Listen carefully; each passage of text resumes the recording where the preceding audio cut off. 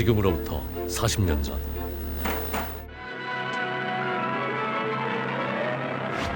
정부는 수도 서울의 비상기업령을 선포하고 국민들은 냉철한 이성과 애국심으로 정부에 적극 협력하도록 당부했습니다. 전두환 신군부 세력의 계엄령 선포로 대혼란에 빠졌던 대한민국. 대학교엔 휴교령이 내려졌고 이에 반발한 학생과 시민들이 전국적으로 집회와 시위를 벌이며 억압에 맞섰던 어지러웠던 그때, 대한민국을 또 한 번 발칵 뒤집는 희대의 사건이 발생했습니다.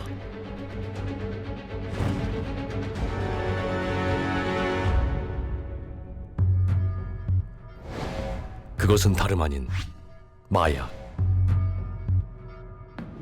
필로폰을 대규모로 제조 유통하던 거대 마약 조직의 검거 소식으로 안 그래도 심란했던 그때 더 큰 충격에 휩싸였던 대한민국. 그리고 40년이라는 시간이 흘러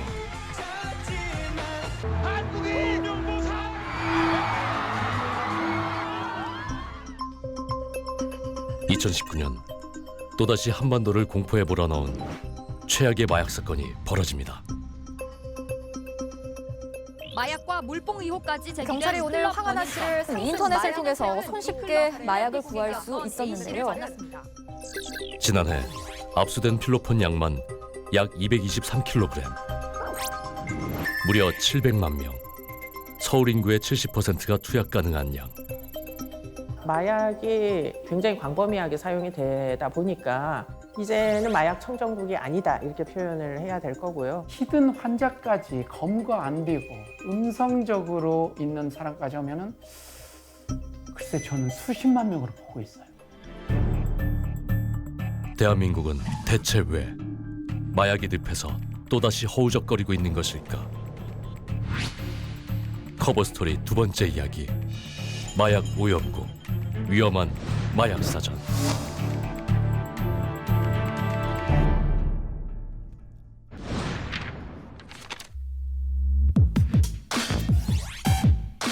(2019년) 대한민국의 초대형 마약 게이트가 열린 건 지난 1월 28일.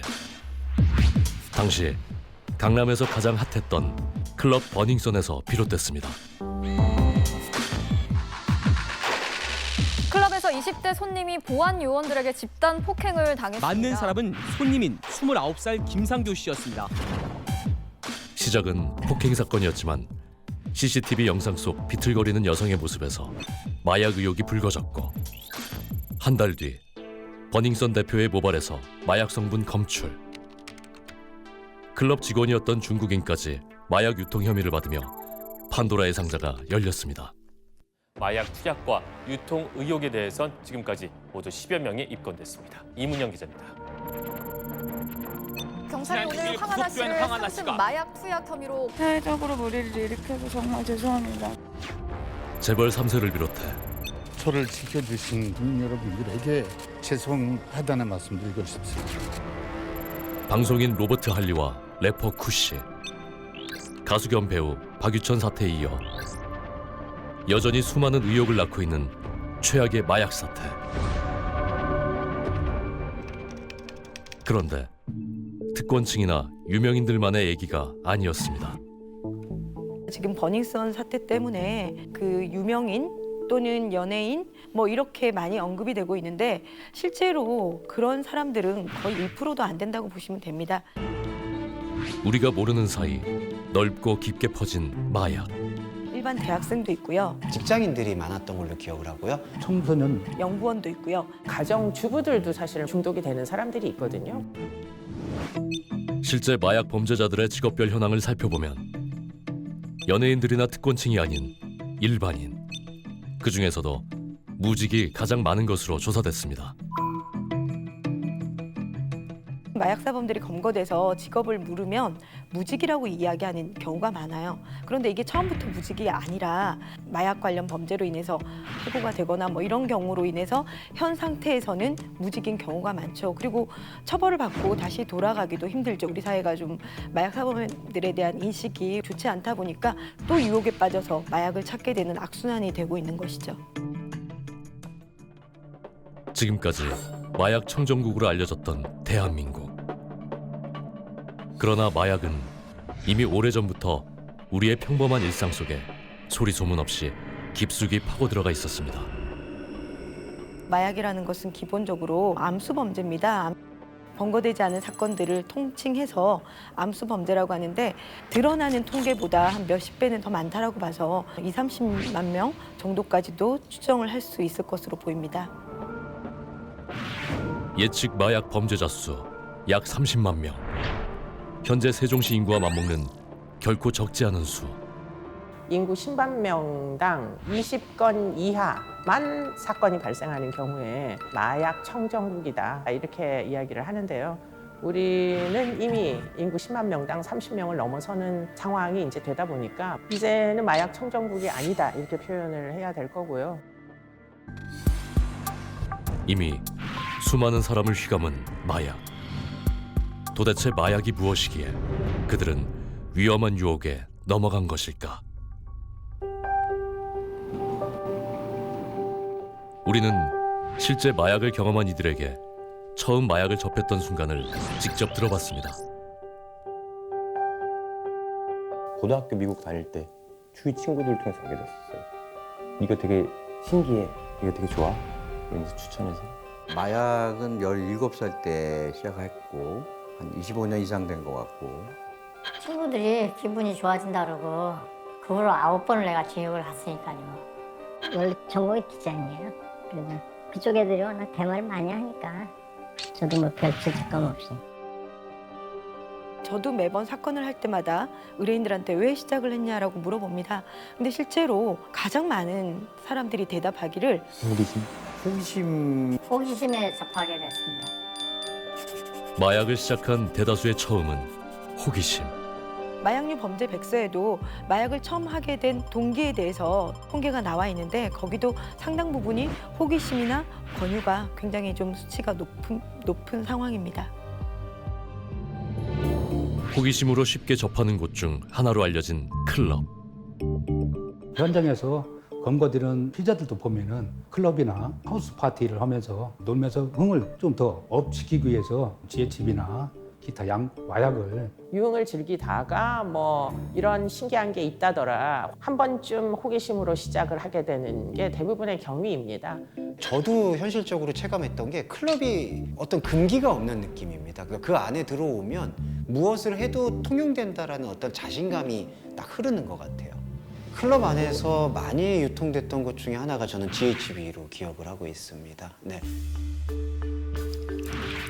일명 물뽕이라 불리는 신종마약 GHB. 클럽에서 흔하게 유통될 뿐만 아니라 특히 성범죄의 수단으로 악용되고 있는 위험한 마약.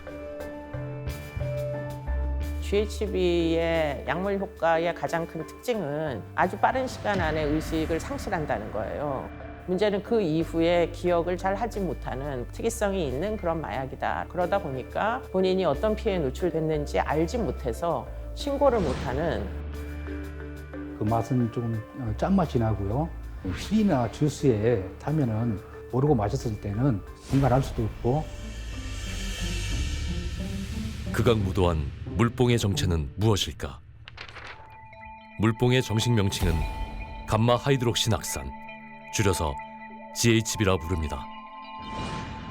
1964년 프랑스 외과 의사 앙리 라보리가 개발한 GHB는 갑자기 잠에 빠지는 질환인 기면증 환자들을 위한 치료제였고, 그걸 깨울 때 쓰는 약이라 조금 먹으면 반짝하고 기운이 나요. 근데 양이 많아지면 의식을 잃게 됩니다. 운동선수들의 체력 증진용으로 쓰이기도 했습니다. 하지만 GHB는 이제 미국에서 남용되기 시작하면서 데이트 강간약으로 많이 사용이 되는 남용되는 약물들이거든요. 그러니까 이제 미국에서는 그걸 예방하기 위해서 강간약 성분이 있는지를 검사를 할 수도 있는 그런 키트도 개발이 돼 있고, 근데 부모들이 이제 갈 때도 항상 자기 잔을 갖고 가서 뭐 그런 교육도 시키고 하고 있죠. GHB는 미국에서 가장 엄격히 통제하는 약물 중의 하나로 소지만 해도 캘리포니아주의 경우 최소 9년, 텍사스주의 경우엔 최소 20년의 징역이 내려집니다. 미국에서 성폭력 범죄에 주로 사용되는 신종 마약 GHB, 일명 물뽕이라는 게 국내에서 유통되고 있는 게 확인됐습니다. GHB가 우리나라에 처음 등장한 건 1998년. 한 남성이 미군을 통해 밀매하려다 적발되면서 수면 위로 떠올랐고, 물뽕 용어 역시 당시 이 사건을 수사한 검사가 처음 칭한 것이 시초가 됐습니다. 그로부터 3년 뒤인 2001년, 마약류로 분류됐지만 여전히 구하고자 하면 비교적 손쉽게 구할 수 있다는 GHB. 2010년대에는 화학과 교수가 그 자기 연구실에서 GHB 320g을 만들어서 판매하려다 적발된 사례도 있어가지고요. 그 당시에 큰 충격이 좀 있었습니다. 강간 약물로 굉장히 젊은 층 사이에서 유행을 하게 됐고, 최근에 특히 이제 클럽 중심으로 해서 굉장히 번성하고 있다.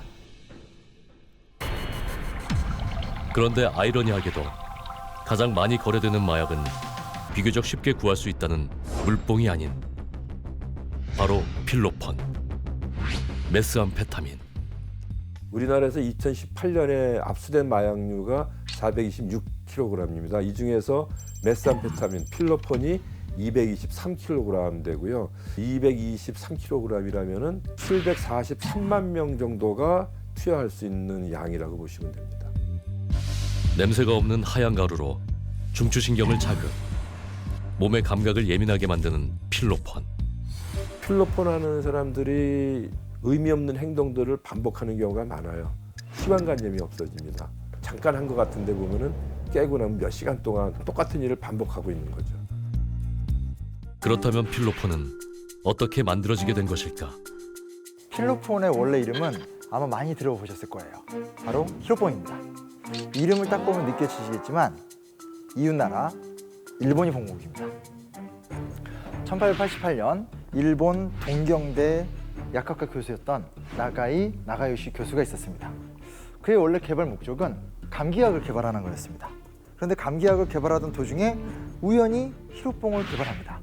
애초에는 마약이 아니라 놀라운 피로회복제. 한번 먹으면 피로가 쫙 풀리는 기적의 신약을 개발한 거죠.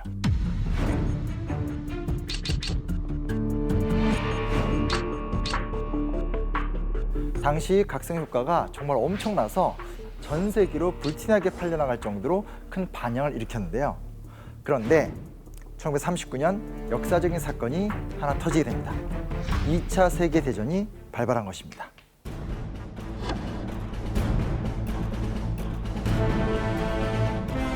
주목할 점은 참전한 군인들에게 피로회복과 사기 증진을 위해서 바로 이 필로폰을 사용했다는 점입니다.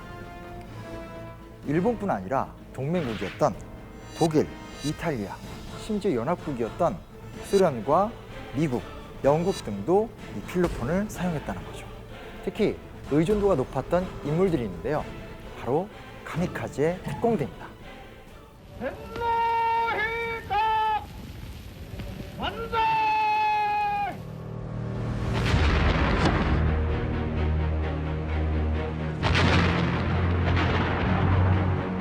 카미카제 군인들이 거사를 치르기 바로 전날 천황이 하사한 술에 이 필로폰을 섞어 마셨다고 합니다. 안 그래도 각성 효과가 있는 필로폰에 알코올까지 섞었으니까 공포나 긴장을 느낄 틈도 없이 무시무시한 자살 공격을 감행한 거죠. 일본의 피로 해소제였던 필로폰. 어쩌다 한국 최다 거래 마약이 된 것일까? 2차 세계대전이 끝난 뒤에 부작용에 대한 환자들이 엄청 많이 늘어나서 국가가 이거 큰일 났구나 생각해서 각성제 관리법을 제정한 걸로 알고 있습니다. 일본의 전면금지 조치는 엉뚱하게 우리나라에서 희대의 마약 사건을 일으킵니다. 영화 마약왕의 배경이 되기도 했던 바로 이황순 사건. 그는 일본에 역으로 필로폰을 불법 수출하며 엄청난 부를 축적했습니다. 국가가 수출을 하니까 필로폰을 도리어 많이 생산해서 밀매하고 퍼뜨리는 과정에서 국가가 그것을 단속하고 검거하고 그런 많은 사건이 있었고요. 그러나 1980년 불법 마약 수출이 경찰에 발각. 이황순은 경찰에게 총을 쏘며 격렬히 연행을 거부했고 결국 군대까지 출동. 3시간의 대치 끝에 경찰이 쏜 총에 맞고 검거됐습니다. 그 당시 오랜 시간 대치 과정에서 본인이 자해도 하고 그래서 결국은 검거를 했는데 15년 정도를 구형받은 걸로 알고 있습니다. 그 메스암페타민 같은 경우는 중독성이 아주 높은 그런 물질들입니다.